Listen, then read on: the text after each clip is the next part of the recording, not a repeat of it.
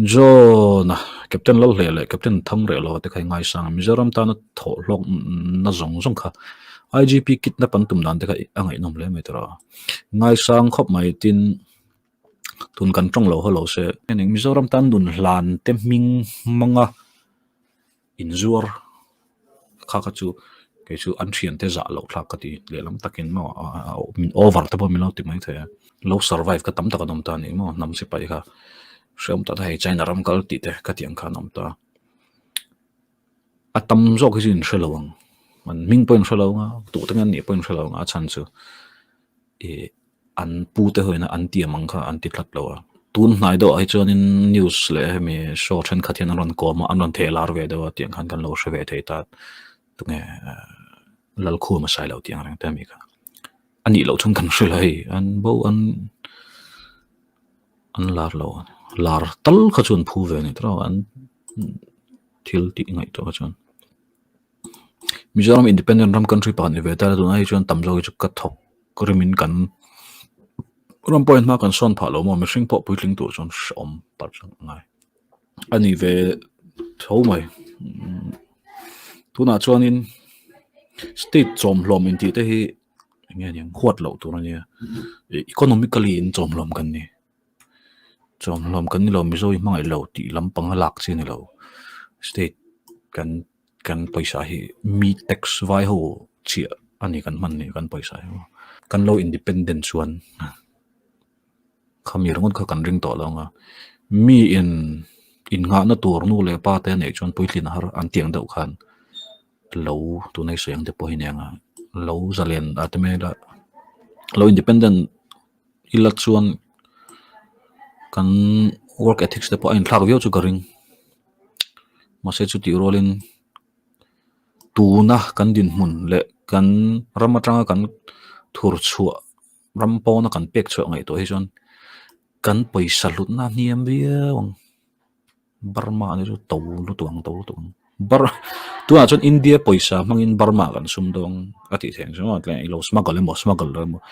India paisa ha lu jok lata chu Mizoram wang ni lo India wang ai ta India ram rupees awang khan Burma ram thil kha klom takin ti mai ilei the ni ma se in han independent chela Burma ram thil kha ato dei don inge kan pek so ta kam kan lei thei lo nga kan zuar thei lo bok nga chur chan tur kon tu pujoram thanga lo kal khan ko gi putaramene lo chang pujoram an athil indiam be she na lo kal chok mai an lo kal chok mai apetayam no tiang kha anomani e khang hun lai khan rol thar tam tak kum som pariat som pakwa chowel kha an tamani rama buaya ram le nam ta na eng lo turin ron tlangwal mi pa chu chho tur ti khan tunge chok lo du bi kang chu kha tin tuna por ni se phur tak tak an tam karinga khalai khan in dream kan nei vani an how to ten kan zalen huna kan independent huna chuan in chumi khami ma promise kan no ne ve khading dong talo kha an omnual hian karinga ni engemaw zat hi chuan hei chief minister ten ni pha train minister te ma se tuna minister le MLA appoint ngai to la rammu tak zet kha ingjang yom ojia board hi ram huai ko chuan tak tak ani rim karing lo video pat kan mo ne ani now na sal kan mang ojia board an mang biak rem iti lo em ni tiang no so pa kan chutin zot ma da che te mang to khan du le azop tu kan ni tu ngai pa po ka ti theng chu te ani now sha pa ram huai ko tum kan Mizol literature hi real tak dam hadal la zone phur thing ti par hi ngam je ber